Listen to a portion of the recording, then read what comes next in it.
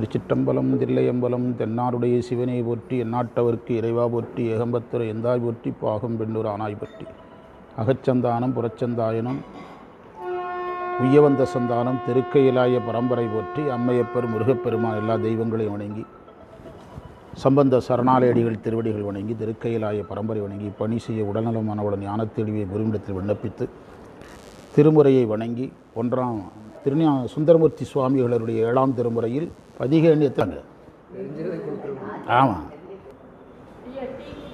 குடிச்சுக்கிடுறேன். மந்திரத்தினுடைய பொருள் ஒருத்தர் ஞாபகப்படுத்திடுங்க.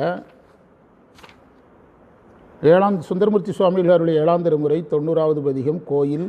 மந்திரத்தினுடைய பொருள்: மனமே நிலத்தில் ஊர்ந்து சென்ற பாம்பினது படம் போலும் அம்மையினுடைய திருமேனி வர்ணனை அதில் வருது. அந்த அம்மையுடைய பாகராக இறைவன் இருக்கிறார்.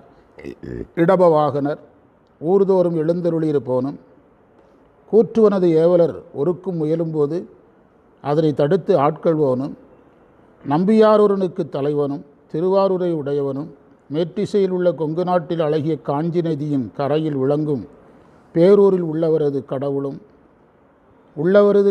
இருக்குது. பேரூரில் உள்ளவரது கடவுளும் ஆகிய இறைவனை பெரும்பற்ற பொலியில் உள்ள திருச்சிற்றம்பலத்தில் அடைந்து விட்டோம் என்று இனி நாம் பெற வேண்டுவது யாது? ஆனால் தில்லையிலிருந்து பேரூரை நினைக்கிறாருங்கிறது ஒரு பெரிய விஷயந்தான், உலக அதிசயம் தானே. இல்லை, பேரூர்லேருந்து தில்லையை நினைக்கலாங்க, அது ஒன்றும் ஆச்சரியம் கிடையாது. தில்லையிலிருந்துட்டு பேரூர் நினைக்கிறது பெரிய ஆச்சரியந்தான். குறிப்புரை: சிவபெருமானுடைய திருக்கோயில் இல்லாத ஊர் அல்ல.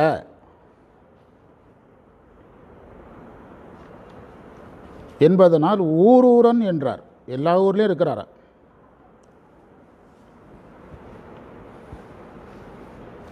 கொங்கு நாட்டினுடைய காஞ்சி நதி கரையில் இருப்பது பேரூர்.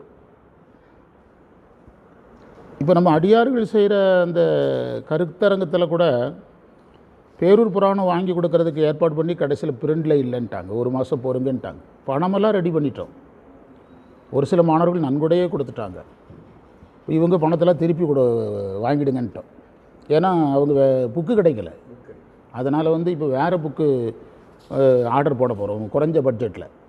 அதனால் அவ்வளோ பணம் தேவையும் கிடையாது. இவங்க அந்த செலவுக்கு 1200 கொடுத்தாங்க. அந்த எந்த ஊருக்கு போனவங்க? அந்தியூர் போனவங்க. அதையெல்லாம் திருப்பி வாங்கிடுங்கன்னு சொல்லிட்டோம். செலவு இல்லைன்னா எதுக்கு? உணவு செலவு எங்கள் செலவுன்னு சொல்லிட்டாங்க. அதனால் அந்த பேரூர் புராணம் ஆர்டர் போட்டதை நிறுத்தி வச்சுருக்குறோம். இந்த டைமில் வருது, நல்லா இருக்குன்னு நினச்சேன் நான். 30 நாள் பொறுங்கங்கிறாங்க. என்கிட்ட இருக்குது. என்கிட்ட இருக்கிற பேரூர் புராணம் நம்ம ஆதீனம் வெளியிட்டதும் இருக்குது, இப்போ சமீபத்தில் வெளியிட்டது இருக்குது. ரெண்டையும் கம்பேர் பண்ணால் ஏகப்பட்ட விஷயம் நான் கம்பேர் பண்ணி பேசவே செஞ்சுருக்கிறேன். எப்போ பேசணுங்கிறது மறந்துட்டு பேசியிருக்கிறேன். மடத்துக்கு பேசும்போதெல்லாம், நடராஜர் பற்றி பேசும்போதெல்லாம் அதை இணைச்சி தான் பேசியிருக்கிறேன். ஆமாம். எங்கே? பேரூரில். வெங்கடாசலம். ஆமாம், அவர் நம்ம இதில் வச்சுருந்தாங்க. ஆமாம்.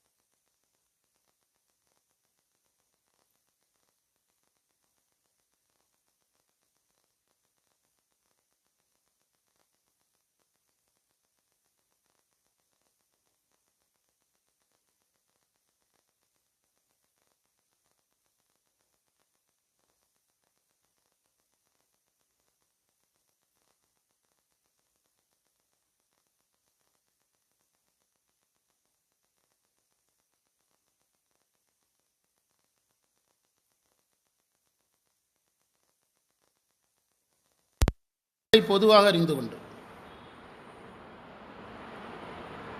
தமிழை கற்பிக்கும் ஆசிரியராக இருந்து கொண்டு கற்பித்து அல்லது கற்பிப்பவராக இருந்து கொண்டு மூன்றையுமே கற்பிக்கிறவங்க. எந்த மூன்றையும்? தமிழ் கற்பிப்பவர், திருமுறை கற்பிப்பவர், சித்தாந்தம் கற்பிப்பவர். எத்தனையாச்சு?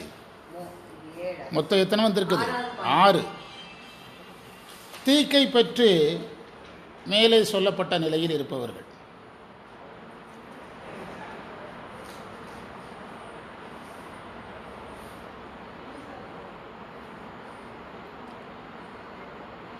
மனன திறமையுடன் மேலே சொல்லப்பட்ட நிலையில் இருப்பவர்கள்.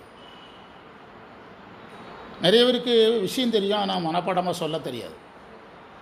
அது மாணவரை ஈர்க்காது. நான் சொல்கிறேன்னா அடிக்கடி, டாக்டர் பார்த்தோன்னு நங்குன்னு 2 ஊசியை போட்டால் தான் டாக்டர் மேலே நம்பிக்கை வரும். அன்றைக்கி ஞானசம்பந்த டாக்டர் அவர் உட்காந்து சிரிக்கிறார். ஹாஸ்பிட்டலில் 2 ஊசியை நங்குன்னு குத்தினா தான் யார் மேலே நம்பிக்கை வரும்? டாக்டர் மேலே நம்பிக்கை வரும். அது பைப்பில் தண்ணியை பிடிச்சாவது குத்தணும். மூச்சு இழுங்க. ஆமாம் ஆமாம். அவர் தூங்கிட்டு இருப்பார். எனக்கு சேர்ந்து ஒரு டாக்டர் எல்லா இடம் வச்சு அவர் தூங்கி பேஷண்ட் மேலே விழுவார். அவருக்கு அது அவங்க இந்த மாதிரி வச்சுப்பா. ஏன்னா டாக்டர் இதையே செய்யணும். நம்ப மாட்டாங்க. எல்லாம் பார்ப்பாங்க. எழுதிட்டீங்களா? மேலே சொல்லப்பட்ட தகுதியோடு தீக்கை அந்த மனநத்திறன் உடையவர்களாக பணி செய்வர்.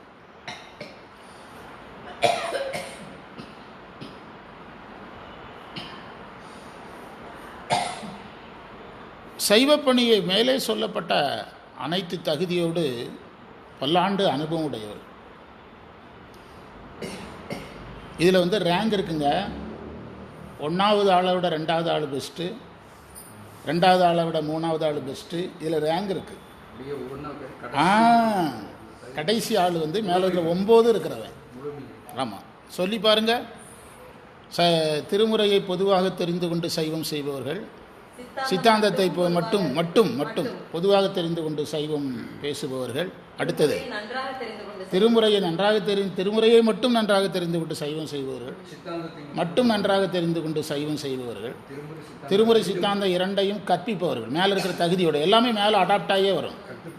கற்பிப்பவர்கள், தமிழை பொதுவாக அறிந்து கொண்டு 2ஐயும் கற்பிப்பவர்கள், தமிழை கற்பிக்கின்ற தமிழாசிரியராக இருந்து கொண்டு தமிழ் கற்பித்தல், சித்தாந்தம் கற்பித்தல், திருமுறை கற்பித்ததில் இருப்பவர்கள், மேலே உள்ள தகுதியோடு தீக்கை பெற்று இருப்பவர்கள், மேலே உள்ள தகுதியோடு மனநத்திறன் உடையவர்களாக இருப்பவர்கள், மேலே உள்ள தகுதியோடு பல்லாண்டு அனுபவம் உடையவர்களாக இருப்பவர்கள். அங்கே வயது லிமிட்டு கிடையாது. வயசை வச்சு முடிவுக்கு வர முடியாது. ரிட்டையர்டு ஆனவரும் வருவாங்கங்க, 5 வருஷம் வந்திருப்பாங்க. இப்போ நீங்கள் உதித்காசன் எடுத்தீங்கன்னா 10 வருஷம் கழித்து பார்த்தீங்கன்னா, உதித்காசன் பற்றி 10 வருஷம் கழித்து பார்த்தீங்கன்னா 65 வயசில் வந்தவரோட பெரிய ஆளாயிருவானு. இப்போ நமக்கு தானுபவன் அங்கே அம்மா மடியில் படுத்து கிடந்துட்டு சித்தாந்தம் படித்தாங்கங்கிறாங்க. மேல்நிலை வகுப்பில் அட்மிஷன் போடும்போது அவன் படிச்சிருக்கிறானல, அவன் சேர்ந்துட்டு போட்டுன்ட்டு உள்ளே விட்டுட்டாங்க. அவன் வயசு ரொம்ப குறைவு. இப்போ தான் +2 எழுதுகிறான். இதில் என்ன வரம்பு கிடையாது, வயது வரம்பு கிடையாது. திறமை இருக்குது. இவ்வளோ ப்ராஜெக்ட்டு எல்லாருக்கும் சேர்ந்தது தான். அது யார் செய்கிறது? அந்த குருகுலத்தில் கற்பித்தல் இருக்கிறவங்க தான் செய்யணும். ஆள் இல்லை. யாரை ரெடி பண்ணுறோம்? அவனை ரெடி பண்ணதுனால தான் இப்போ முடிக்க முடிஞ்சது. இல்லைன்னா முடிக்க முடியாது. ஆள் இல்லை. எல்லாரையும் கூப்பிட முடியாது. இல்லை, கற்பித்தல் இருக்கிறவங்க தான் அதை செய்ய முடியும். இவங்க ரெகுலராக செய்யுங்க, அதை சொல்ல வேண்டிய அவசியம் கிடையாது. இன்றைக்கி அந்த ஒர்க்கில் தான் இருந்தோம் ஃபுல்லாக. அப்ரசண்டிகள் தான் வளர முடியும். அப்ரண்டிஸ், அதை ஜோக்குக்காக அப்ரசண்டிங்கிற. நான் ஏற்கனவே உங்கள்கிட்ட சொல்லிட்டேன். சென்னை ஐடிஐ போனீங்கன்னா பாடம் நடத்த மாட்டாங்க. பேராசிரியருக்கு பெரிய பெரிய ப்ராஜெக்ட் வரும். கவர்மெண்ட்டுடைய செயற்கைக்கோள் சம்மந்தப்பட்ட ப்ராஜெக்டில் ஒரு பார்ட் வரும். ஐஐடிக்கு ஒவ்வொரு காலேஜுக்கும் ஒரு பார்ட் வரும் சார். அது இவன் யார் கையில் கொடுத்துருவான்? பையன் கையில் கொடுத்துருவான், ஸ்டூடெண்ட் கையில் கொடுத்துருவான். அந்த ட்ரைனிங் தான் அவனுக்கு பாடம். அவன் அதில் விஞ்ஞானி ஆகிடுவான். அதுதான் நம்ம வகுப்பினுடைய தனித்தன்மை. நம்முடைய குருகுலம்னா ஒரு மாணவர் சொல்கிறார், ஒரு மாணவர் குரு பரம்பரையில் இருக்குதா? ஒரு மடத்தை குரு பரம்பரையாக சொல்கிறோம், இங்கே திருவாவடுதுறையை சொல்கிறோம், சம்பந்த சரணாலயருங்கிறோம். இந்த குருமரபு இருக்கா உங்களுக்கு? நீ எங்கே வேணாலும் உலகத்தின் எந்த மூலைக்கு வேணாலும் போ. அதெல்லாம் எவ்வளோ பெரிய குரு பரம்பரை. ஆமாம், அந்த குரு பரம்பரை இருக்குதா? போயிரு, யார் இருக்குன்னு சொல்கிற? ஆமாம். அதனால் அதை அம்மையை சொன்னார், இடப வாகனத்தை சொன்னார், யமன் கதையை உங்களுக்கு நல்லா விரிச்சாச்சு. மாணிக்க வாசகர் ஸ்டேட்மெண்ட்டையும் நீங்கள் அதையும் மீறி யோசிக்கக்கூடாது, அதை சொல்லியிருக்கிறாரு. அடுத்து சொல்கிறாரு, நம்மை ஏவலர்கள் ஒதுக்க முயலும்போது அதனை தடுத்தாட்கொள்பவனும். சுந்தரருக்கு தடுத்தாட்கொள்ளுதல்ங்கிறது புதுசு இல்லை, இவர் ஏற்கனவே ஒரு தடவை தடுத்தாட்கொண்டிருக்குது. இப்போ சுந்தரருக்கு யமன் வர முடியுமா? சுந்தரர் முன்னால் நிற்க முடியுமா யமதூதர்கள்? யாருக்கு சொல்கிறாரு? நீ ஒரு சாதகனாக இருந்தால் உனக்கு யார் கிடையாது, யமதூதர் கிடையாது, நமக்கு சொல்கிறாரு. இறைவனையே ஓட ஓட துரத்தினவர் இவருக்கு முன்னால் யமதூதர்கள் நிற்க முடியுமா? நமக்காக சொல்கிறார், தடுத்து ஆட்கொள்பவனும். அடுத்து சொல்கிறார், நம்பியாரூருக்கு தலைவன். பாருங்கள், இந்த ஸ்டேட்மெண்ட்டை பாருங்கள். யமதூதர் வரும்போது நம்மை தடுப்பார், ஆனால் நான் யாருன்னா சிவபெருமான் தான் எனக்கு தலைவருங்கிறார். சிவபெருமானை தலைவனாக கொண்டவனை யமதூதர்கள் துரத்த முடியுமா? அப்போ அங்கேயே சுந்தரர் சும்மா யார் கூட நம்மளை சேர்த்துக்கிட்டாரு, சும்மா நம்மளை சேர்த்துக்கிட்டார். இப்போ நம்ம சொந்தக்காரனுங்க நம்ம எங்கே நம்முடைய சொந்தத்தில் தப்பாக நினச்சிருவாங்களோன்னு சொல்லி நம்ம கூட ட்ரெயினில் வருவான், ஆனால் ஆக்சுவலாக அவன் எதில் போக வேண்டியவனோ ப்ளேனில் போக வேண்டியவன். அது மாதிரி தான் சுந்தரர் யார் கூட சேர்ந்துக்கிட்டாரு, நம்ம கூட சேர்ந்துக்கிட்டார்.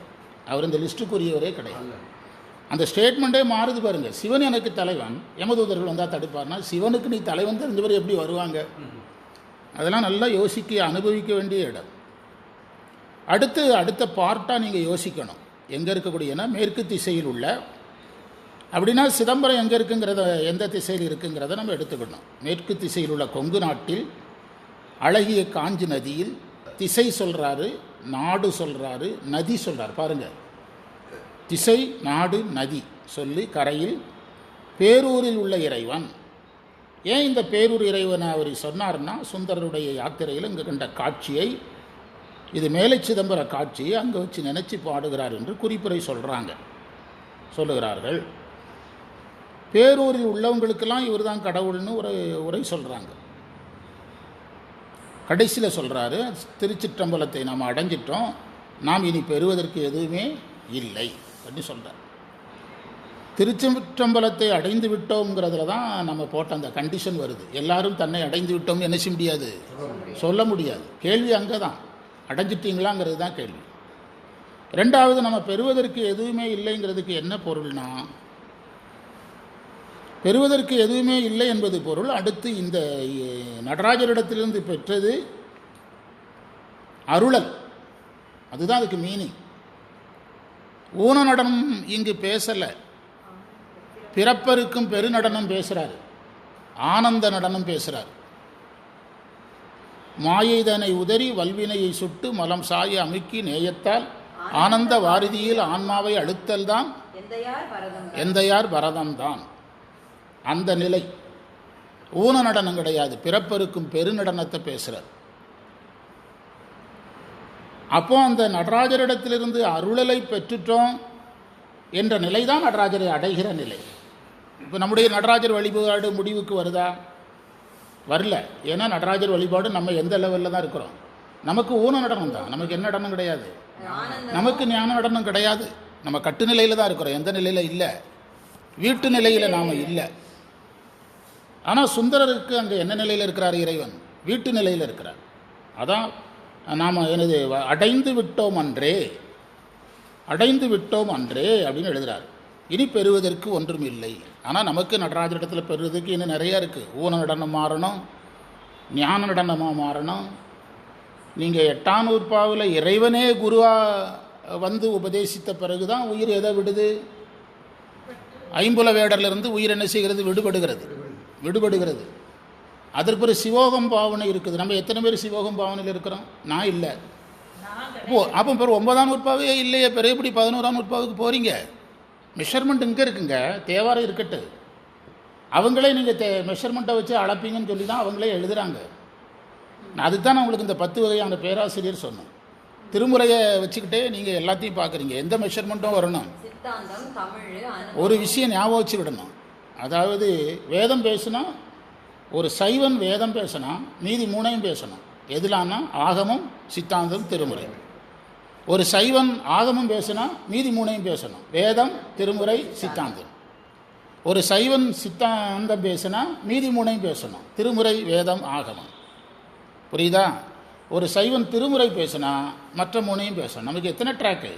4 ட்ராக். 4 ட்ராக் வந்து தவிர்க்கவே முடியாது. நீங்கள் அந்த 3 விதியிலிருந்து மாறக்கூடாது. இப்போ நீங்கள்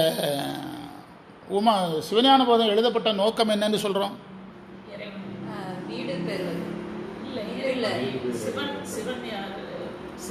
இதுவெல்லாம் பதிலாக சொல்லலை. இது பதில் வந்து நமக்கு சிவஞான போத சிற்றுரையில் என்ன பதில்னா, ஆகமங்கள் பொருளை 7, 6 படிச்சு ஞாபகம் வருதா? ஆமாம் ஆமாம் ஆமாம் ஆமாம் சொல்கிறதுக்கு ரெடி. திருநெல்வேலியில் விட்டோம்னா வில்லுப்பாட்டில் ஏகப்பட்ட சம்பளம் கொடுப்பாங்க. ஆமாம் சொல்கிறவங்களுக்கு சம்பளம் சார் திருநெல்வேலியில். ஆமாம் ஆமாம். பீமசேனா சிரிப்பூட்டும் நிகழ்ச்சின்னு நாங்கள் 9th படிக்கும்போது ஒரு பாடத்துக்கு பேர் சிரிப்பூட்டும் நிகழ்ச்சி. பீமசேன மகாராஜா மரத்தை பூட்டிங்கி நானே. ஆமாம். பீமசேன மகாராஜா மரத்தை பிடுங்கினான். மகாபாரத கதை.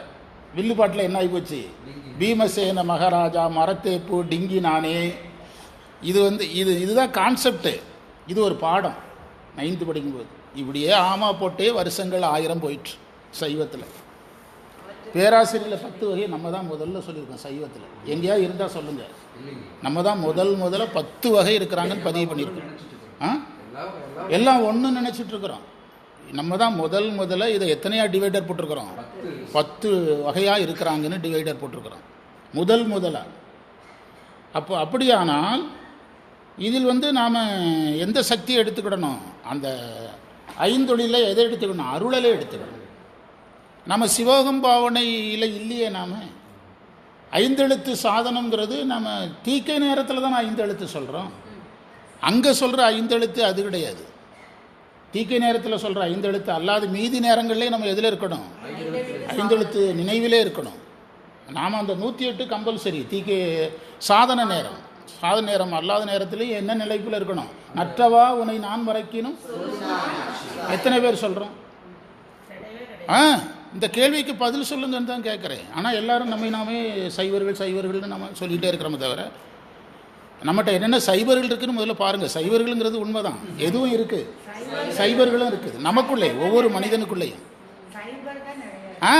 ஒவ்வொரு மனிதனுக்குள்ளேயும் சைவர் இருக்குது. எனக்குள்ளே நிறைய சைவர் இருக்குது. இதுக்கு எத்தனை மார்க்கு, அதுக்கு எத்தனை மார்க்குன்னு போட்டா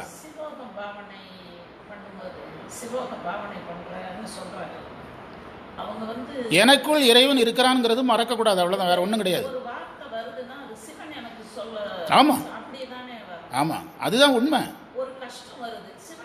சொல்கிற அப்படி அந்த உணர்வு வரணும்.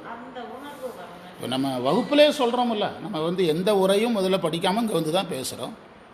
வகுப்பு வந்து ஏதோ ஒரு இடத்துல போய் மேட்ச் ஆகுதுன்னா நம்ம கூட்டத்தில் யார் வழி நடத்துகிறா? இல்லைன்னா எப்படி போய் மேட்ச் ஆகும்? கரெக்டாக வருதில்ல. இப்போ ஒரு ஞானசம்பந்தர் தேவாரத்தில் இயற்கை வர்ணனை சொல்லிக்கிட்டே வந்தார். நானே எனக்கு தோன்ற விளக்கமெல்லாம் சொல்லிகிட்டே வந்தேன். கடைசியில் அவர் அடித்தார் பாருங்க ஒரு 2-3 மந்திரத்தில்.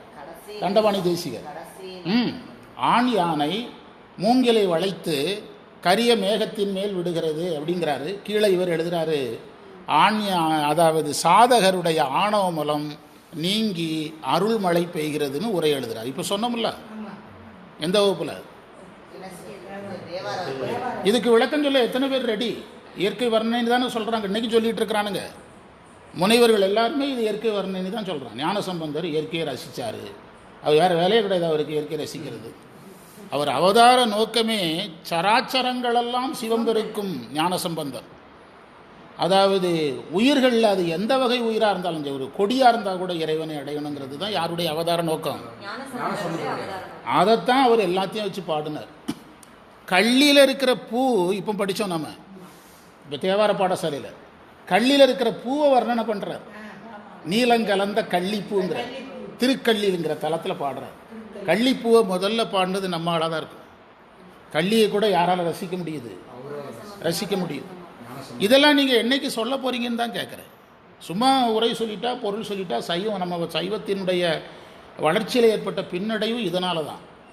எல்லாருமே பேச வந்துட்டாங்க. ஆனால் என்ன, ஞானிகள் என்ன சொன்னாங்களோ அதை சொல்கிறதுக்கு யாருமே என்ன செய்யலை, வரல. ஞானிகள் சொன்னது இல்லை. நான் வளர்றேன், எனக்கு தெரியுது. நான் வளர்ந்ததுனால தான் இன்னும் மடம் நம்புது. ஆமாம், இல்லை அதெல்லாம் குட்டிச்சவராக போகிறதுக்கான அடையாளம். அப்படி ஒரு உயிர் சொல்லுதுன்னா குட்டிச்சவராக போக போகுதுன்னு அர்த்தம். ஆமாம், அதுக்கே ஒரு புண்ணியம் தானே. ஆமாம் ஆமாம் ஆமாம் ஆமாம், எவ்வளோ பெரிய ஆச்சரியம். இல்லை அது தேவையில்லைன்னு ஒரு உயிர் சொல்லுதுன்னா குட்டிச்சவராக போக போகுதுன்னு அர்த்தம். பேசுனா நம்மளை குட்டிச்சவர் பண்ணிடும். ஆமாம், இப்போ ஒரு விவசாயி இப்போ நாங்கள்லாம் விவசாயி, கள்ளிச்செடியை நாங்கள் நேசிப்போம். ஏன்னா பயிரையே இதுதான் காப்பாற்றுது. அந்த கள்ளிச்செடி தான் பயிரை காப்பாற்றுது, வேலியாக காப்பாற்றுது. உண்டா இல்லையா? நீங்கள் என்ன கிராமங்களில் காட்டு வழியாக நடந்து போகும்போது உங்களுக்கு பந்தல் போட்டு வச்சுருக்குறாங்களா? நீங்கள் எதில் உட்காந்து தான் ஆகணும்? கள்ளிச்செடிக்கில் தான் உட்காரணும்.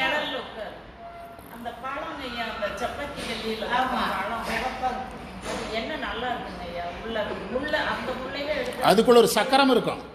நாங்கள் ஸ்கூலில் படிக்கும்போது சப்பாத்தி களியில் பழம் வரும். அப்படி தின்னோம்னா அதுக்குள்ள ஒரு சக்கரம் முள் இருக்கும், முள் சக்கரம் இருக்கும். அதை கீறி முள் சக்கரம் எடுத்து சிகப்பாக இருக்கும். அதை எடுத்து சாப்பிட்டோம்னா டேஸ்ட்டாக இருக்கும். அந்த முள் சக்கரத்தோடு சாப்பிட்டோம்னா அவ்வளோதான், உயிருக்கே ஆபத்து. அந்த பழத்தை கீறி உள்ள ஒரு முள் சக்கரம் இருக்கும், ரிங்கு மாதிரி இருக்கும், அதை எடுக்கணும். ஆமாம், அதுவா? ஐயோ, அது தாமரை பூவா? அதுவான்னு சந்தேகம் வர்றேன். இயற்கையை சிவமா, எல்லாம் சிவமென நின்றாய், அதுதான் அங்கே இருக்கிற ரகசியம். முத்தி கொடுத்தார்ல, உள்ளி செடிக்கு முத்தி கொடுத்தார்ல. ஆமாம், எதற்காக சொல்கிறோம்னா, இதெல்லாம் தெரியலன்னா என்னன்னு கேட்டாங்கன்னா குட்டிச்சவராக போயிடுவேன்னு சொல்லணும். எங்கள் பேராசிரியர், உங்கள் வீட்டில் திருக்குறள் இருக்குதா? எங்கள் பேராசிரியர் சொல்கிறேன், உங்களுக்கு அதிர்ச்சியாக இருக்கும். உங்கள் வீட்டில் திருக்குறள் இருக்கான்னு கேட்பார். இல்லை, செத்துரு அப்படிம்பார். அதாவது நீங்கள் சைவம்னா சாதாரண விஷயம் கிடையாது, அப்படியே சொல்லுவார். இந்திரச்சித்து கிராமங்களில் ஒரு ஊரில் பட்டிமன்றத்தில் பேசி மைக்கில் சொல்லி ஒருத்தன் சண்டைக்கு வந்துட்டான். எங்கள் வீட்டில் திருக்குறள் நான் செத்துறணும் அப்படின்னா, தமிழன் தானே நீ, நமக்கு திருக்குறள் தானே எல்லாம், அதுக்காக நீ வருத்தப்பட்ட அப்படி கேட்பியான்னு கேட்டார். அதனால் நீங்கள் அப்படி யார் கேட்டாலும் சொல்லிடுங்க, நீ குட்டிச்சவராக போ, நாங்கள் தடுக்கலைன்னு சொல்லிடுங்க. அதனால் இந்த செய்தியை நாம் அதில் எடுத்துக்கொள்ளணும். எது வரைக்கும் வந்திருக்கோன்னு பார்த்துக்கிடுங்க. அந்த பெற்றோங்கிறதுல இவ்வளவு சிக்கல் இருக்குது சார். சிவோகம் பாவனை இல்லை, 24 மணி நேர நமச்சிவாய ஜபம்தான் ஜபம். நாம சொல்கிறது சாதன ஜபம் சார். குரு இட்ட கட்டளையை அனுஷ்டானமாக செய்கிறோம், அனுஷ்டான கடமையாக செய்கிறோம், மொனாட்டனஸாக செய்கிறோம். உயிரிலிருந்து வரல. மொனாட்டனஸுங்கிறது நம்ம சும்மா ஏதோ ஒன்று ஒரு பழக்கத்தின் வாசனையில், ஆமாம், பழக்க தோசத்தில் செய்கிறோமா செய்யும். இல்லை அது ஆமாம், நம்ம அதில் தான் செய்கிறோம். இல்லை, எனக்கும் அந்த குறைகள் கொஞ்சம் கொஞ்சம் இருக்கலாமில்ல, இருக்கலாமில்ல, அதை சொல்கிறோம். வேறு நினைவுகள் எல்லாம் வருதில்ல, வரக்கூடாதில்ல. இவன் நற்றவா உன்னை நான் மறக்கினும் சொல்லும் நான் நமச்சிவா, என்னைக்கு நமக்கு வர்றது? சுந்தரருக்கு இருந்தது நமக்கு வரல. பிறகு சுந்தரருக்கு யமதூதர்கள் தடுப்பாங்கன்னா என்ன ஏன் தடுக்கலன்னு கேட்கக்கூடாது. இறைவன் வேறு பக்கமாக கிளம்பிடுவார். சிதம்பரம் போயிட்டேன் பாரு.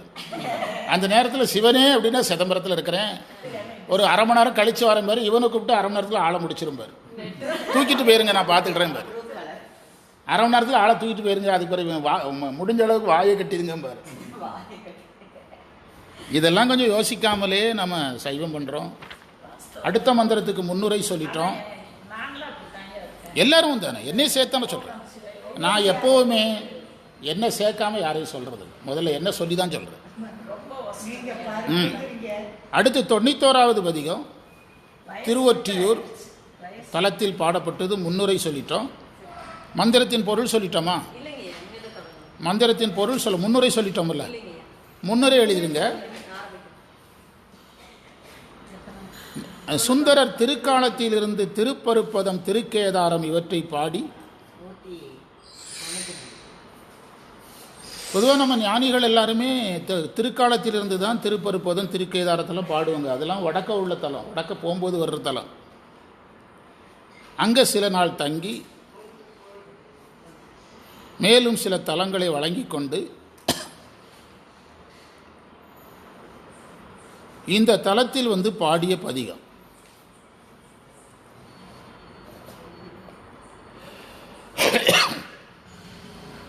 ஏர்கோன் கலிக்காம நாயனார் புராணத்தில் 204வது மந்திரத்தில் இந்த பதிக குறிப்பு இருக்குது.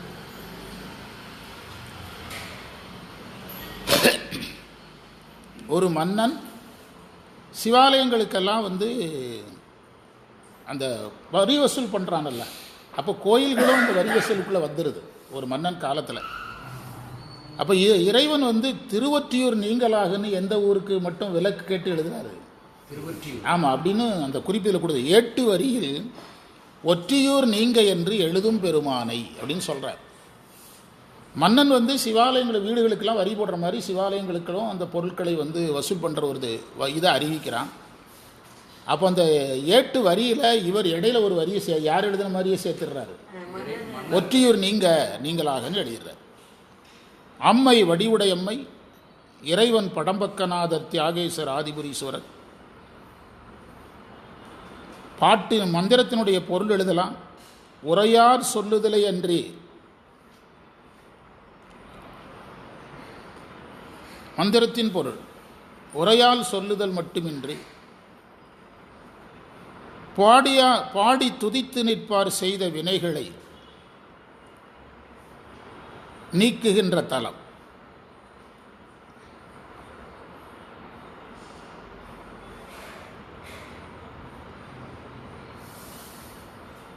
இத்தலத்தில் மரக்கலங்களும் படகுகளும் கரையில் சேர்கின்றன.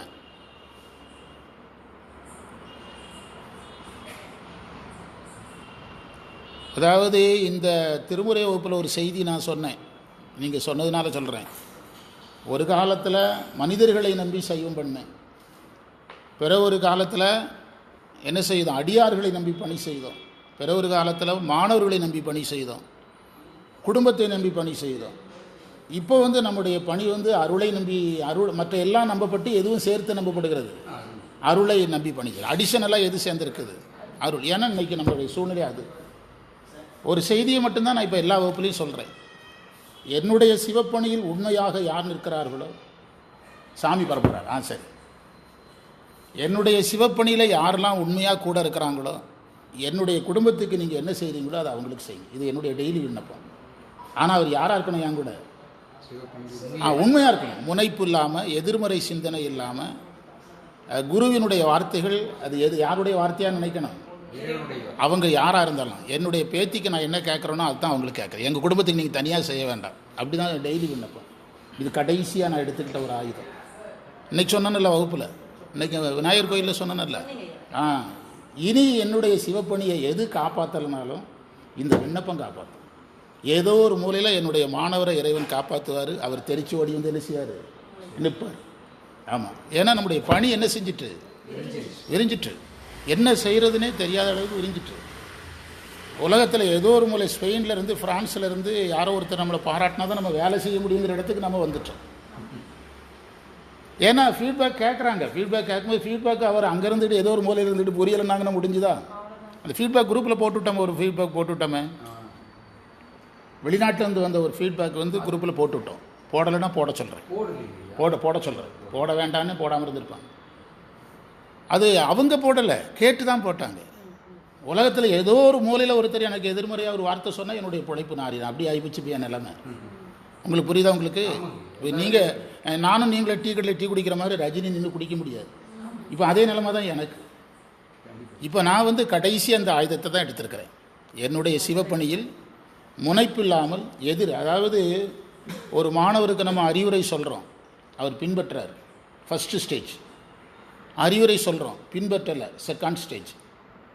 அறிவுரை சொல்கிறோம், எதிர்வினை ஆற்றார், அது ஆபத்து. இந்த முதல் ரெண்டு ஸ்டேஜ் ஆபத்து கிடையாது. அவர் நமக்கு பின்பற்றலைங்கிறது அவருடைய சூழல். எதிர்வினை ஆற்றுதலுக்கு அது முனைப்போடையும் எதிர்மறை சிந்தனையோடைய எதிர்வினை ஆற்றும் போது தான் நம்ம பாதிக்கப்படுறோம். அவர் பின்பற்றலைங்கிறது பாதிப்பு இல்லை. அவருக்கு ஏதோ ஒரு சூழல் இருக்கும், அவர் இன்னொரு நாள் நம்ம கூட வந்து சேருவார், நாளைக்கு வந்து சேருவார், அது வேறு. இதெல்லாம் உள்வாங்கியதோ இப்போ நான் கடைசி அந்த ஆயுதத்தை கையில் எடுத்திருக்கிறேன் சாமிக்கிட்ட. எந்த மூலையிலையாவது ஒரு மாணவர் நம்மால் பயனடைவார், தெரித்து ஓடி வருவார், நம்ம வேலைன்னு செய்யும் நடக்கும். இப்போ அந்த இடத்துக்கு தான் வந்திருக்கிறேன். மேலே சொல்லப்பட்ட எல்லாம் வேண்டி இருக்குது, அடிஷனலாக எது வேண்டி இருக்குது? ஆமாம் ஆமாம். என்னுடைய மைண்டே சிவா என்ன நடக்குன்னு எனக்கே தெரில. ஏன்னா நம்முடைய வேலையினுடைய அளவுன்னு ஒன்று இருக்குது, அதை மீறிடுது. இப்போ நாங்கள் இப்போ ஒரு வேலை இப்போ தான் முடிச்சாச்சுங்கன்னு சொன்னால் உடனே வர ரெடியாக இருங்கங்கிறாங்க, அடுத்த ஃபோன். அதே இது பிழை திருத்தி திரும்ப வர ரெடியாக இருங்கங்கிறாங்க. அப்போ நம்ம தயாராக இருக்க வேண்டி இருக்குது. நம்முடைய வேலையினுடைய எல்லை எதுங்கிறதே நமக்கு என்ன செய்யலை, தெரியலை. அப்போ நான் அந்த இடத்துக்கு நான் ஸ்ட்ராங் பண்ணிட்டேன். எதிர்மறை சிந்தனையாளர்கள் யாரையும் நான் கூட வச்சுக்கிட்டது இல்லை, முனைப்பானவர்களையும் வச்சுக்கிட்டது இல்லை. எனக்கு ஒரே ஒரு ஆள் வேணும். யார்? சொன்ன செயல்னா கூட பரவாயில்ல, உண்மையாக இருக்கும். அவரை செய்யலைன்னா பரவாயில்ல, அது அவர் சூழல். ஒவ்வொருத்தருக்கும் ஒரு சூழல் இருக்கும். உங்களுக்கு ஒரு வேலை இருக்கும், வகுப்புக்கு வர முடியாது. நாளை இவங்க சனிக்கிழமை வகுப்புக்கு வர முடியலாங்காங்க, அது அவங்களுடைய உடல் காரணம். அவங்க வயது, இந்த ஹீட்டான கிளைமேட்டு, குடும்பத்தில் பிள்ளைகள் என்ன சொல்கிறாங்க, அதெல்லாம் அனுசரித்து தான் அவங்க வகுப்புக்கு வர முடியும். அது ஒரு குறை கிடையாது. ஆனால் அவங்களால வகுப்புக்கு தொந்தரவு இல்லைல்ல, அவங்க நம்ம வகுப்பை டிஸ்டர்ப் பண்ணல, அவங்களுடைய ஒர்க்குக்கு டிஸ்டர்ப் பண்ணல. இதெல்லாம் நான் ரொம்ப கவனிக்கிறேன் இப்போது. அதனால் ரொம்ப ஷார்ப்பாக எடுத்துட்டேன். அந்த தொடர்புகளையெல்லாம் நானாகவே, நீங்கள் ஐயா விட்டு நம்ம கொஞ்சம் டிஸ்டன்ஸில் இருக்கலான்னு நீங்கள் முடிவு பண்ணுறீங்கன்னு வச்சுடுங்களேன். 6 மாதத்துக்கு முந்தி சாமி என்கிட்ட சொல்லிடுவார், இந்த மாதிரி இந்த நபர் டிஸ்டன்ஸ் ரெடி ஆகிற, நீ டிஸ்டன்ஸை போடும்பார். நான் போடுறது வெளியே தெரியாது, அவ்வளோதான். எதை போட்டு உட்காந்துருப்பேன்? டிஸ்டன்ஸை போட்டு உட்காந்துருப்பேன். டிஸ்டன்ஸ் போட்டேங்கிறது யாருக்கு தெரியாது, அவங்களுக்கே தெரியாது. நான் காட்ட முடியாது, ஒவ்வொருத்தரையும் காட்டினா என்ன செய்கிறது? இப்போ அம்மா சொல்கிறாங்க, நம்ம இப்படி விளக்கம் சொல்லணுங்கிறோம். வேண்டான்னு சொல்கிறவங்க யாரோ சொன்னதுனால தான் நமக்கு சொல்கிறாங்க. அவங்களுக்கு பேர் தான் எதிர்மறை சிந்தனையால். யாரோ ஒருத்தர் சொல்லணும், அவங்க சொல்கிறாங்க பாருங்கள். அவங்கள நம்ம வர சொல்லலையே, வேண்டான்னு தானே சொல்கிறோம், போயிருங்கன்னு தானே சொல்கிறோம்.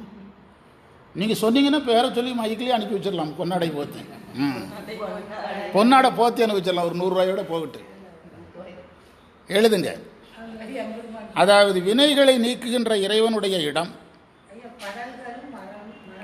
மரக்கலங்களும் படகுகளும் கரையேறுகிற தலம். எளிய மந்திரம்தான்,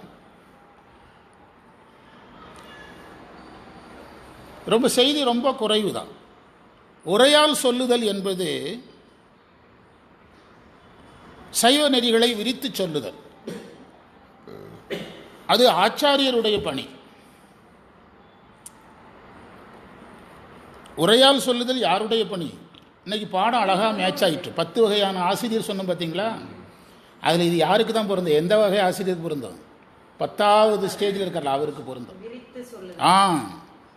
உரையால் சொல்லுதல் என்பது சைவ நெறியை விரித்து சொல்லுபவர். அது ஆச்சாரியர் நிலை. எனவே அங்கு சொல்லி தெரிந்தோ தெரியாமலோ யாரை பற்றிய குறிப்பு குரு. யாரை பற்றிய குரு? குருவை பற்றிய குறிப்பு சைவ சித்தாந்தப்படி, ஆகமப்படி அருள் நூலை போதிப்பதில்லைன்னா அவருக்கு ஆச்சாரிய விஷயம் கட்டாயம் கிடையாது.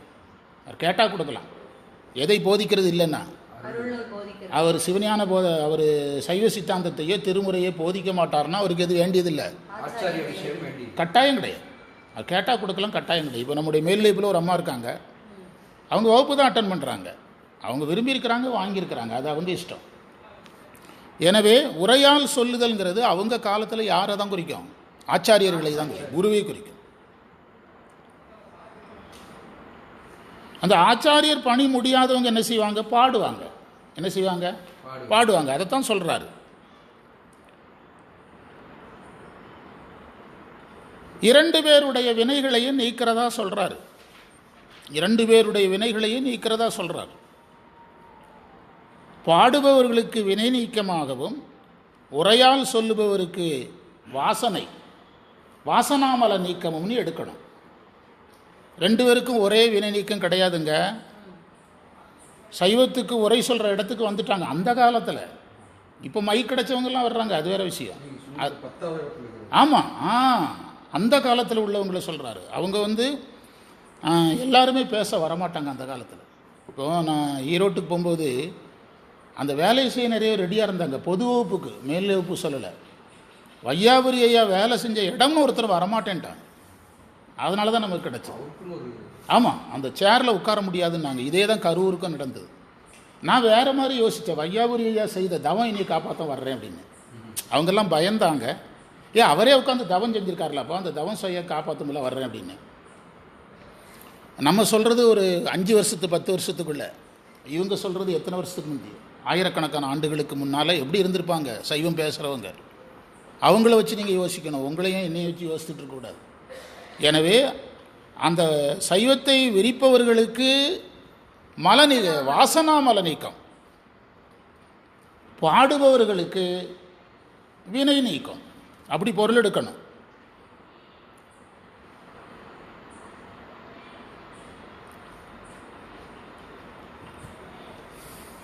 இந்த தலம் நெய்தல் நிலத்தலம், திருவொற்றியூர். மீனவர்கள் கடற்கரை தலம் தான். நம்ம நேரில் போயிருக்கும்போது மீனவர்களெல்லாம் பார்த்து பேசி தான் வந்தோம். நீங்கள் அங்கே சிவனடியார்களே யார் தான்? மீனவர்கள் தான். அந்த திருக்கழுக்குன்ற தாமோதரனை இருக்கிறார்ல, அவரை ஃபாலோயர்ஸ் தான் அங்கே பெரிய கூட்டம்.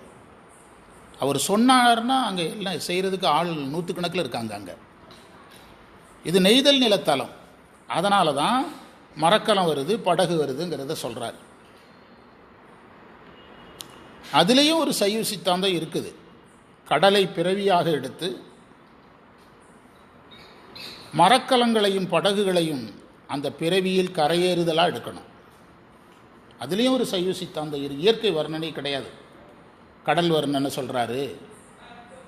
கடற்கரை நிலத்தில் படகு வராதா? சுந்தரர் சொல்லலைன்னா வராதா? அவர் சொல்கிறதுல ஒரு காரணம் இருக்குது. கடல் பிறவி கடலுங்க. மரக்கலமும் படகு என்னது? அந்த பிறவிங்கிற கடலை கடத்தல். பிறவி பெருங்கடல் இறைவனடி சேராது. அந்த திருக்குறளில் தெப்பம்ங்கிற வார்த்தை இருக்கா? ஆமாம், பிறவி பெருங்கடல் நீந்துவர் நீந்தார் இறைவனடி சேராதாருங்கிறதுல தெப்பம்ங்கிற வார்த்தை இருக்கா? ஆனால் உரை எழுதும்போது என்ன சொன்னாங்க? தெப்பத்தை நாம் சொல்லிக்கிடணும்னு உரை எழுதுவாங்க. அதற்கு ஒரு அணி சொல்லுவாங்க, ஏகதேச ஓமை அணின்னு பேர். ஏகதேச ஓமை அணின்னா ஒரு ஓமையை சொல்லிடுவாங்க, இன்னொரு ஓமை சொல்ல மாட்டாங்க. அதை நம்ம சொல்லிவிடணும். தெப்பத்தை வள்ளுவர் சொல்லலை. பிறவியை கடக்கணும்னா தெப்பம் வேணும்ல. வள்ளுவர் தெப்பம் சொல்லியிருக்கணும்ல. வள்ளுவர் சொல்லியிருக்கணும்ல, சொல்லலை. அப்போ ஒரு பகுதியை சொல்லாதனால ஏகதேச ஓமை அணி. ஏகதேசம்னா ஒரு பகுதின்னு அர்த்தம். அதே தான் இங்கே அந்த திருக்குறளை இதில் போட்டிங்கன்னா உங்களுக்கு விடை வந்துடும். தனியனேன் பெரும்பிறவி, அந்த திருவாசகத்தை பொறுத்தினீங்கன்னா விடை வந்து ரிசல்ட் வந்துடும். தனியனேன் பெரும்பிறவி பவ்வத்தவ தடந்தரையால் ஐந்தெழுத்தின் புனை பிடித்து கிடக்கின்றேனை. ஐந்தெழுத்தின் புனை இங்கே மரக்கலத்தை நீங்கள் எதில் மேட்ச் பண்ணணும்? அவ்வளவுதான் ரகசியம். ஐந்தெழுத்தை யார் சார் சொல்லி தருவான்னு கேட்டால் மேலே முதல்ல ஆள் யார்? ஆச்சாரியர். முடிஞ்சுது. இதுதான் நம்முடைய தேவார பார்வையில் நம்முடைய பார்வை. அதுக்கு பிரமாணம் கொடுத்தாச்சு உங்களுக்கு. நீங்கள் மறுக்கணும்னா ஏதாவது தனியாக காட்டுக்குள்ளே மலையிலிருந்து தான் கட்டணும். ஆசிரியர் ஒன்று சொன்னால் அதை மறுக்கக்கூடாதுங்கிற ஒரு பண்பு வரணும். என்ன சொல்கிறீங்க? அவர் ஏதோ ஒரு உள்ளுணர்வில் சொல்கிறாருன்னு நினைக்கணும். நினச்சாதான் ஃபாலோ வளர முடியும். அதுக்கு மறுப்பு சொல்லிகிட்டு இருந்தால் அதுக்கான இடம் எதுவும் அங்கே தான் போய் சொல்லணும், ஆசிரியர்கிட்ட சொல்லக்கூடாது. ஆமாம். இந்த அளவில் நம்ம வகுப்பை நிறைவு பண்ணுவோம். அடுத்த வகுப்பில் பார்த்துக்கலாம். ஓகே, திருவாசகம் அடுத்ததில் பார்க்கலாம். ஏன்னா நாங்கள் 2 பதிகத்தை இணைச்சிருக்கிறோம்ல. இன்று நமக்கு கிடைத்த அனைத்து சிறப்புகளையும் நம்முடைய குருநாதர் சம்பந்த சரணாலயடிகள் திருவடிகளில் எண்ணமலர்களால் சமர்ப்பித்து எதியமை பணிகொடும் ஆரதி கேட்பு எம்பெருமான் வள்ளி எழுந்தருளாய் நாளை பணி நோக்கி செல்லும். கடந்த வகுப்பில் கொஞ்சம் நம்ம எடிட்டிங் இருக்குது, அதனால தான் திரும்ப அது எடிட்டிங் பண்ணுறது நேரம்